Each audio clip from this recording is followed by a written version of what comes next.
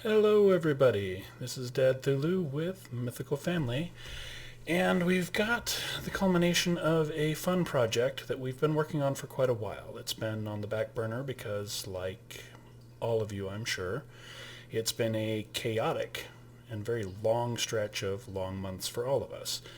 So a while back, I had the chance to run a test game of a newer tabletop role-playing game.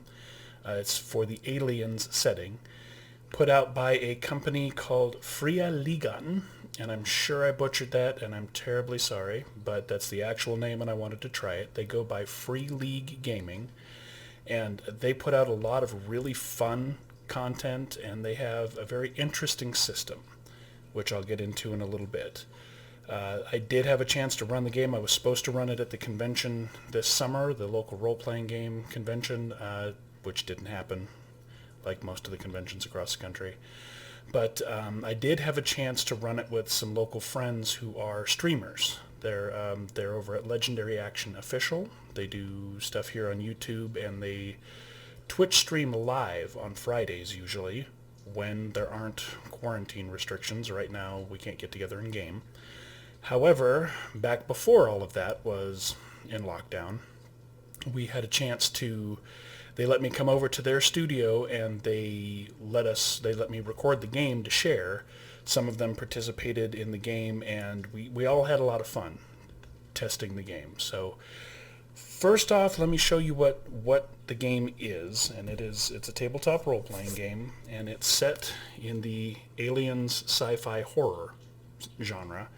And there have been a few of these games over the years. This is the newest one to come out that I know of, and it was released in 2019 or early 2020. But this is the newest iteration of the game. And it's got a very interesting system. It's a success-based system, so it's not a target number type system. But the books are very well put together, illustrated. The information's there. There is a lot in this book. It is full of information on the game setting, the universe, space exploration, all of the different factions and whatnot. Not just the colonial marines, but you can do a number of things with it. And there is a lot there to work with. It is a very well composed, put together, and very well edited book. I usually get real nitpicky when I start seeing pictures with bad bleeds, or page numbers that are out of whack, or misspelled or misused words. This is a really solid put together book. I can't think of anything I've caught with my editor eye in this book yet. Not saying it's not there, but it is put together well enough that it's not distracting, and I get distracted by that really easily. So it's a very well edited and put together publication. It comes with, the kit comes with several things, including a game mother's screen, because in this game the GM is actually the game mother, which is a nod to the alien queen.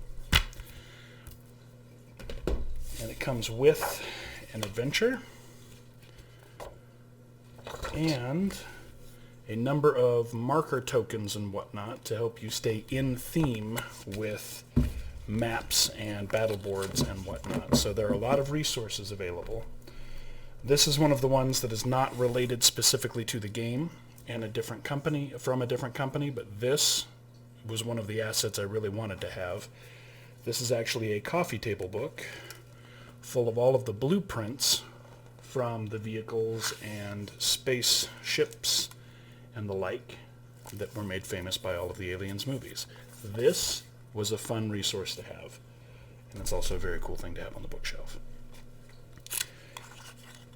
They also make available a number of cards for characters and equipment and whatnot, so that these things can be handy right on the table instead of having to flip through the book to find things, which was actually pretty cool, considering one of the things I intend to do with it is run it at conventions. These are things I can have on the table for reference instead of having to go, oh, hold on, let's look up the weapon chart, or oh, I made a copy of that and printed it out. It's all here. It's ready to go. These are the initiative system of the game, which I actually thought was pretty cool. So there are 10 cards here, and you remove however many. If there's only 3 characters and 1 set of bad guys, you only need 4. So you just take 1 through 4, which is one of the mistakes we made in the game, and draw the cards, and that's the initiative. So there's no statistics, there's no die rolling or anything, there's a card. And the reason that's important is one of the mechanics for the game is you can actually shift initiative with somebody. So if you're going out of turn or you want to take advantage of a bad guy's situation, there is a way to actually mechanically exchange initiative with them and change the sequence of events as they're unfolding.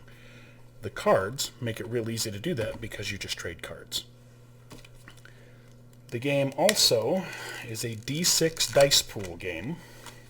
It can be played with any set of D6s. You just need D6s of 2 different colors. And these are the dice that are sold for the game. They're standard D6s, but on the 6 is the little starburst. That starburst is a success. These are what you're fishing for in the game. There's no adding up the total and do you hit the target number or anything. It's not that type of game. You need these successes to pull off what you're trying to do.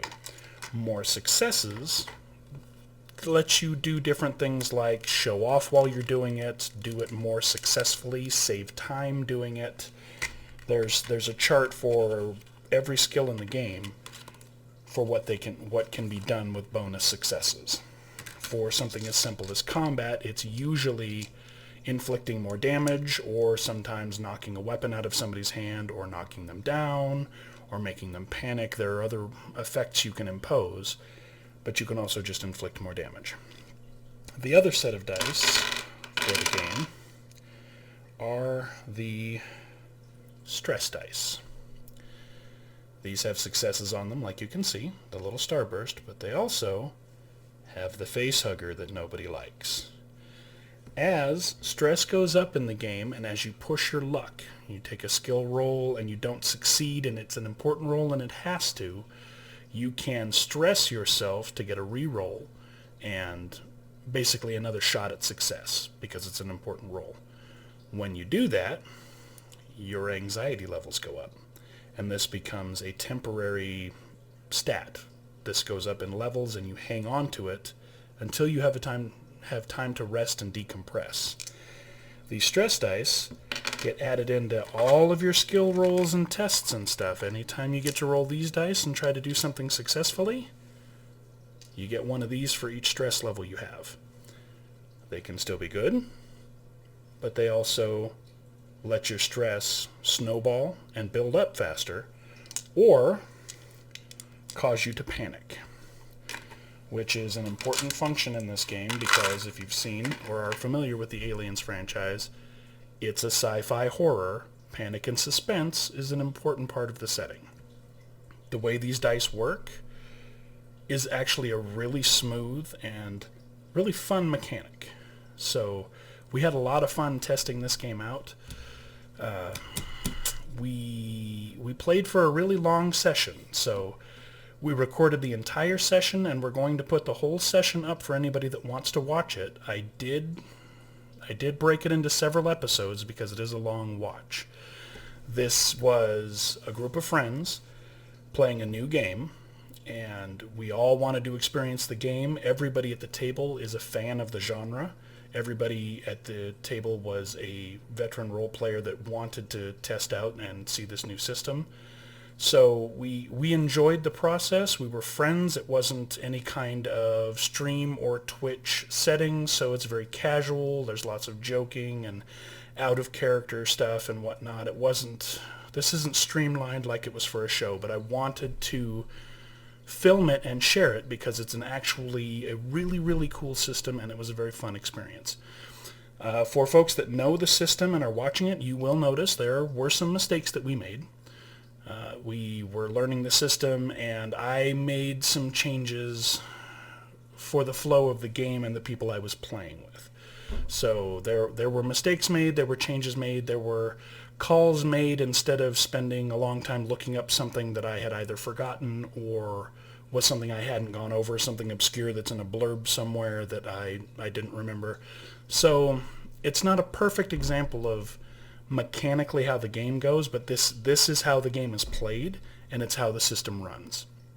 Everybody at the table had a really good time, which I'm hoping comes across in the videos for anybody who watches them.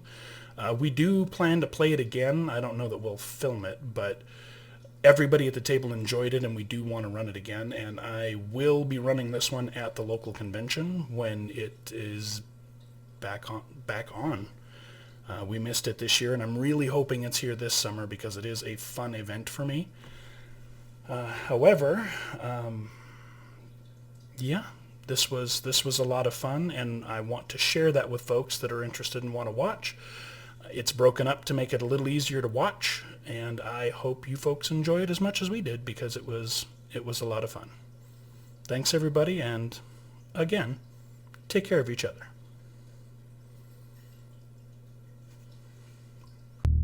Thank you.